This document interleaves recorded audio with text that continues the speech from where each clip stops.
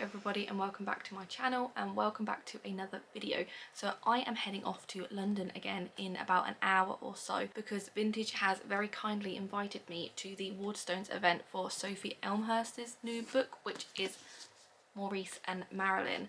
Now, I finished this last night. I thought it was absolutely incredible and I can't wait to kind of hear what Sophie has got to say about it. So I thought I would take you along for my day. The event doesn't start till 7, so I'm getting there for about 2:30ish. So I've got a couple hours to kind of walk around London again, visit some different bookshops that I didn't get to visit last time I went to London, and I just thought it would be a fun video and I would take you along for the journey. So to tell you a little bit about the book, so this is Maurice and Marilyn. So this is a non-fiction book and it is based off of a true story. So Maurice and Marilyn sold everything that they had and built a boat because they wanted to go sailing across the seas and visit New Zealand, and I think they wanted to just uproot and move there. Now on their travels it was a quiet, still day, no boats around, no islands, no nothing. It was just them in the ocean, as calm could be in the ocean. And the next thing you know, their boat was struck by a whale. It was breaching the water, and of all places in the entire ocean for the whale to breach, it happened to breach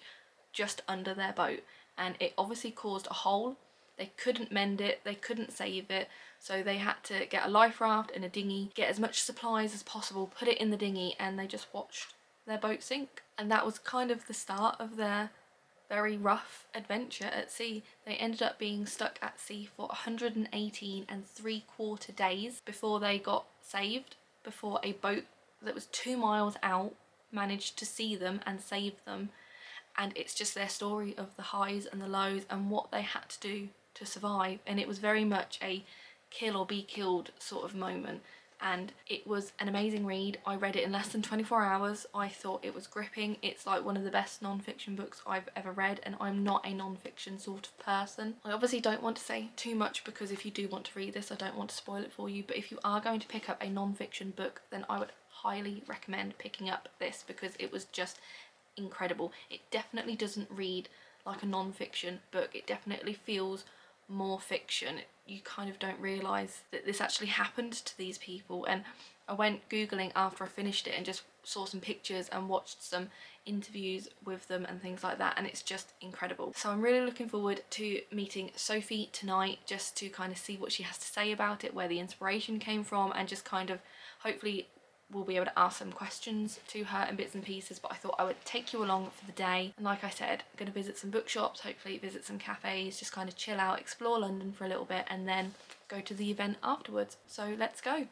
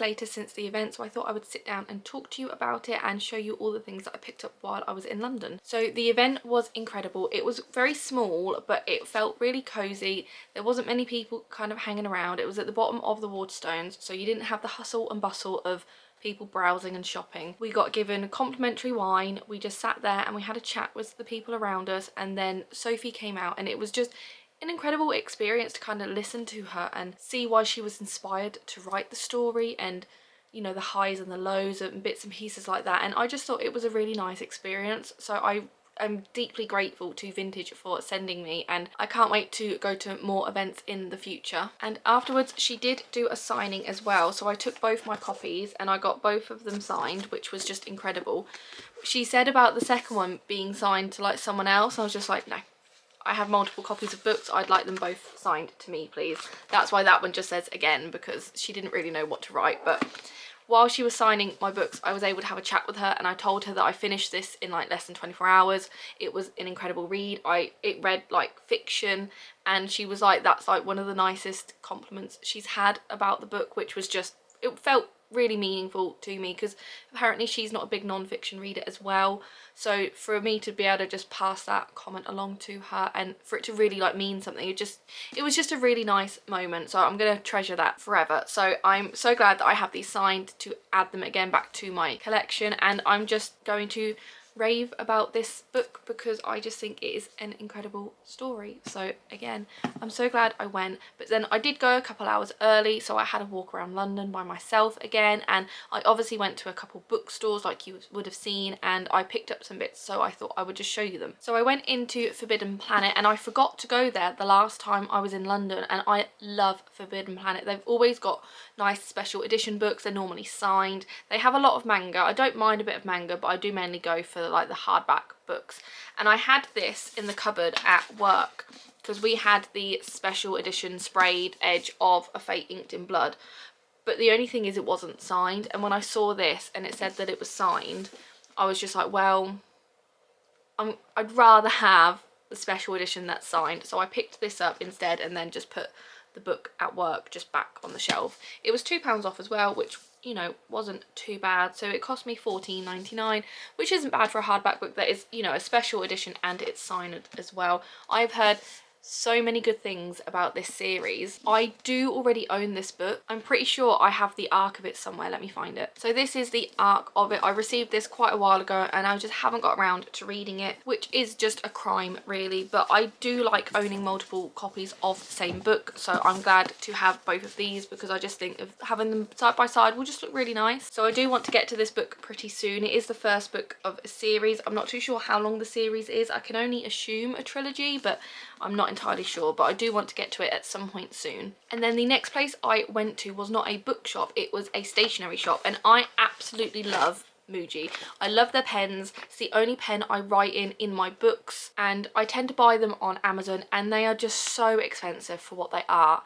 And while I was just kind of browsing, I think I passed it the last time I was in London, and I was like, I need to kind of make a note of that because by the time I passed it, it was closed. So I remembered and I went there, and it was just, I was overwhelmed with the amount of different pens they had, but I loved it. I just love stationery so much. So let me show you what I got. So the first thing I picked up was just a pack of all of their pens in 0.38. So this is all the colours that they do. It was cheaper to get them all in a pack than it was to get them individually, and I thought I quite like having different coloured pens, and I thought maybe I could start writing my books with different colours instead of just always black. So I thought I would give them a go. I did test them out. You could either get a 0.38 or a 0.5, and I tested them both out, and I did prefer the slightly thinner tip, so I got the 0.38. You get so many different colours in them, so I thought I would just give them a go, and they just glide so smoothly. I then also picked up a pencil case. Now this does have 2 of the pens in them from that little pack because I've already used these. It's one of those pencil cases that everyone seems to kind of get when they're at Muji. It's a very popular one, but it's the most standard sort of pencil case ever. It's just a literal box, but I kind of like how small and sleek it is. It will kind of fit exactly what I need to, and that's that. So I picked up that because I thought I could just chuck this in my bag and go. Again, with the annotating sort of for my books, I saw that they did highlighters, and now these highlighters are slightly different. I don't know if you'll be able to see, but it's got a clear bit through the middle, so when you highlight you can kind of see the text as you go, and I thought it was really cool. I tested them out, and the other highlighters that they did kind of bled through the page, but these ones were a bit finer and it didn't really do that. Now I haven't really tested these in a book yet, so I'm not too sure, but I just thought I'd pick them up in all the colours that they had. So they had pink, blue, green, yellow and orange, so they are quite vibrant, but I don't really mind that, and I thought I would just have them to give them a go in my books for highlighting. So there's that. And then the last thing I picked up was just 2 notebooks. They are exactly the same, so it is just a A6 grid, 80 pages in light grey, but what I love about these is that they fold flat, so it doesn't matter what page you're on, they will always fold flat, so you can just lay them down and, you know, there's no awkward turning of the pages and things like that, and I just love them. So I've already started using one. I did take the sticker off, and I don't know if you'll be able to see, but it's kind of left a shadow on there, which I'm just not the biggest fan of, so I need to find some stickers to kind of just, I think, decorate this just to make it a bit more. But I'm already using this and I'm just really liking how the pen just flows on it. So that was my little stationery haul. I love stationery. I think if you are a book lover, you would normally tend to be a stationery lover as well, but that could just be me. But that's all the bits that I picked up from Muji. And then before going to Waterstones for the event, I did stop into Foyles again. For some reason, Foyles just has my heart. I just love how large it is, and they've always got books I've just never heard of or I've never seen in my shop before, so I thought I would just pick up a few more because why not? So I did in fact pick up 3 books while I was there and some bookmarks. So the bookmarks, I'm already using one of them, but they are these magnetic bookmarks which are mushroom inspired obviously, and I could not pass them up. I love a mushroom. I just think the designs are incredible. They're so thin on the paper as well, so when you just clip it to the top it hardly leaves a bulk to it. I'm going to use these. I'm going to love these. I mean, why not? And then the books I picked up, so we'll talk about this one because I did kind of start this on the train journey home because I didn't have a book. I didn't know which one to pick up on my Kindle, and I don't think I had any downloaded or something, so I just picked a random one out of the books that I bought, and it happened to be this one. So this is Drive Your Plough Over the Bones of the Dead by this author. I am not going to be able to pronounce that, so I don't want to butcher it. This is in the, I never know how to pronounce these editions, Fitzcarraldo editions. I'm butchering that. But I started reading this. It's very interesting at the moment. I haven't got very far into it. I am on page 43, which I think is chapter 3. And I started using one of the pens in it to just kind of underline. I don't know if you'll be able to see that. To underline some bits and circle bits. And I used the blue colour because I thought it actually kind of matched the book quite well, and the pens are really good. They don't really bleed through at all. I'm enjoying kind of just getting back into sort of annotating my books because I just kind of never do that anymore, and it just makes it a bit more personal, especially I'm trying to collect as many books as I can, so I'm a bit like, I'm not really like in the mood to be getting rid of books at the moment, so I might as well just write in them, and if I do want to get rid of them in the future then I can. And then the other 2 books I picked up, so I picked up Minor Detail, which again is in the Fitzcarraldo, however you pronounce it, edition. I have heard very good things about this. Obviously with everything that was happening in Palestine, this book got a lot of uproar on TikTok and Instagram and things like that, and a lot of people have read it. I didn't want to jump on the bandwagon because I was just keeping opinions to myself, but I do kind of want to get around to reading it and just see what it is like. It's not very long, it's just over 100 pages, so again, it's a book that I definitely want to sit and annotate, and if anyone has read it, then please let me know. I would love to have a chat with you about it when I do get around to reading it. But that's the second book I picked up. And then the third book I picked up, which I'm pretty sure I saw on someone's Instagram that they read it and loved it or something, and it just kind of caught my eye, and it's by Grand Central Station, I Sat Down and Wept by Elizabeth Smart. Now, I absolutely love the cover of it. I love the pink and the green. Again, this is a very short book, but I have no idea what this is about. Literally, the first line of the blurb says browsing in a London bookshop, and that kind of, well, I was browsing in a London bookshop, so yeah. So I'm excited to give this a go. Like I said, I'm pretty sure I saw it on someone's Instagram and they loved it, so that kind of drew me into it more. And I love the modern classic series. I think they are stunning, so to add this to my collection, again, I'm happy. So that was all the books and stationery and bits and pieces I picked up while I was in London. Thank you for watching this video. I hope you enjoyed it, and I really enjoyed the event. And if you are going to pick up Maurice and Marilyn, then please let me know, because I would love to talk to you about it. It is such an amazing book, and I think more people should read it. Like I said, it doesn't read like non-fiction. I am not really a non-fiction person. I mostly read fantasy and fantasy romance, so I'm not the biggest non-fiction person, but for me to sit and love it and read it in less than 24 hours must mean something. So if you are going to pick it up, or you're inspired by this video or something, then let me know, because it was just such an incredible book, and I just think she needs a bit more recognition than what she's getting at the moment. But thank you so much for watching this video. Thank you for being a part of my little London vlog again. And if you liked what you saw, please make sure you comment, make sure you like, make sure you subscribe. It honestly means the world to me. And I will see you in my next video. Bye.